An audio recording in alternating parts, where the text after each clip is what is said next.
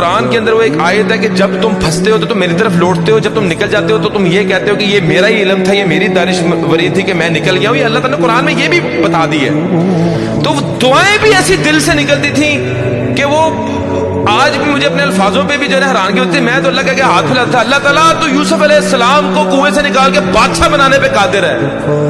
یا اللہ تو یونس علیہ السلام کو مچھلی کے پیٹ سے باہر نکالنے پہ قادر ہے.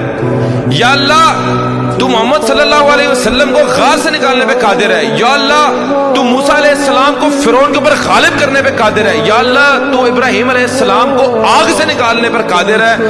یا اللہ میرا مسئلہ تیرے آگے کیا ہے؟ 1.5 مہینہ مجھے آج بھی یاد ہے، 1.5 مہینہ، اور جس چنگل میں پھنسا تھا وہاں سے آزاد ہو گئی. میری 100% ریکوری ہو گئی، میں بالکل ایزی ہو گیا.